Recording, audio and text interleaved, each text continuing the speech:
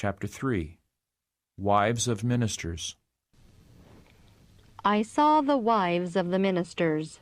Some of them are no help to their husbands, yet they profess the third angel's message. They think more of studying their own wishes and pleasure than the will of God, or how they can hold up the hands of their husbands by their faithful prayers and careful walk. I saw that some of them take so willful and selfish a course that Satan makes them his instruments and works through them to destroy the influence and usefulness of their husbands. They feel at liberty to complain and murmur if they are brought through any strait places. They forget the sufferings of the ancient Christians for the truth's sake, and think that they must have their wishes and way and follow their own will. They forget the suffering of Jesus, their Master. They forget the man of sorrows who was acquainted with grief, he who had not where to lay his head. They do not care to remember that holy brow pierced with a crown of thorns. They forget him who, bearing his own cross to Calvary, fainted beneath its burden, not merely the burden of the wooden cross, but the heavy burden of the sins of the world was upon him. They forget the cruel nails driven through his tender hands and feet, and his expiring, agonizing cries, my God, why hast thou forsaken me?" After all this suffering endured for them, they feel a strong unwillingness to suffer for Christ's sake. These persons I saw are deceiving themselves. They have no part nor lot in the matter. They have hold of the truth, but the truth has not hold of them. When the truth, the solemn, important truth, gets hold of them, self will die. Then the language will not be, "I will go there, I will not stay here." But the earnest inquiry will be, "Where does God want me to be? Where can I best glorify Him, and where can our united labors do the most good?"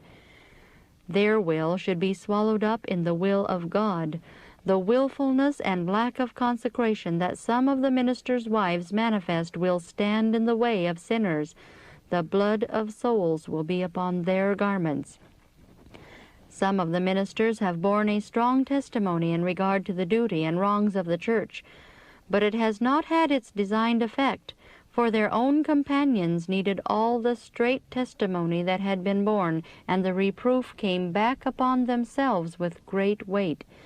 They let their companions affect them and drag them down, prejudicing their minds, and their usefulness and influence are lost. They feel desponding and disheartened, and realize not the true source of the injury. It is close at home. These sisters are closely connected with the work of God if He has called their husbands to preach the present truth. These servants, if truly called of God, will feel the importance of the truth. They are standing between the living and the dead, and must watch for souls that must give an account. Solemn is their calling, and their companions can be a great blessing or a great curse to them. They can cheer them when desponding, comfort them when cast down, and encourage them to look up and trust fully in God when their faith fails. Or they can take an opposite course, look upon the dark side, think they have a hard time, exercise no faith in God, talk their trials and unbelief to their companions, indulge a complaining, murmuring spirit, and be a dead weight and even a curse to them. I saw that the wives of the ministers should help their husbands in their labors and be exact and careful what influence they exert, for they are watched, and more is expected of them than of others. Their dress should be an example. Their lives and conversation should be an example, savoring of life rather than of death. I saw that they should take a humble, meek, yet exalted stand, not having their conversation upon things that do not tend to direct the mind heavenward. The great inquiry should be, how can I save my own soul and be the means of saving others? I saw that no half-hearted work in this matter is accepted of God. He wants the whole heart and interest, or He will have none. Their influence tells decidedly, unmistakably in favor of the truth or against it. They gather with Jesus or scatter abroad. An unsanctified wife is the greatest curse that a minister can have. Those servants of God that have been and are still so unhappily situated as to have this withering influence at home should double their prayers and their watchfulness, take a firm, decided stand, and let not this darkness press them down.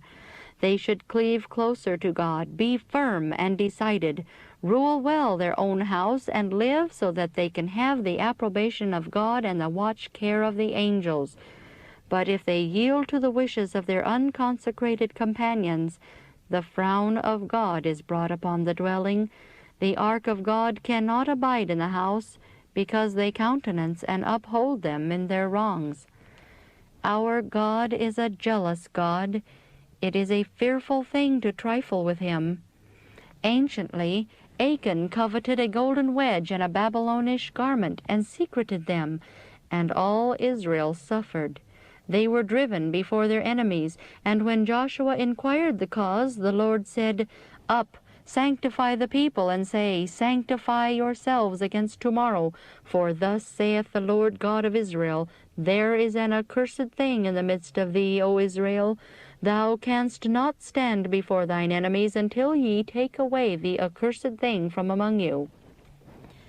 Achan had sinned, and God destroyed him and all his household with all they possessed, and wiped the curse from Israel. I saw that the Israel of God must arise and renew their strength in God by renewing and keeping their covenant with him. Covetousness, selfishness, love of money, and love of the world are all through the ranks of Sabbath keepers. These evils are destroying the spirit of sacrifice among God's people.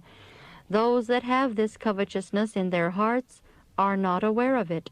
It has gained upon them imperceptibly, and unless it is rooted out, their destruction will be as sure as was Achan's. Many have taken the sacrifice from God's altar.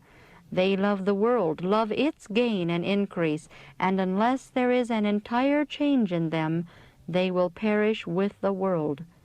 God has lent them means.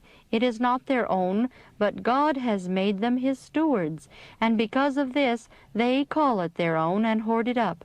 But oh, how quick, when the prospering hand of God is removed from them, it is all snatched away in a moment. There must be a sacrificing for God, a denying of self for the truth's sake. Oh, how weak and frail is man, how puny his arm. I saw that soon the loftiness of man is to be brought down, and the pride of man humbled. Kings and nobles, rich and poor, alike shall bow, and the withering plagues of God shall fall upon them.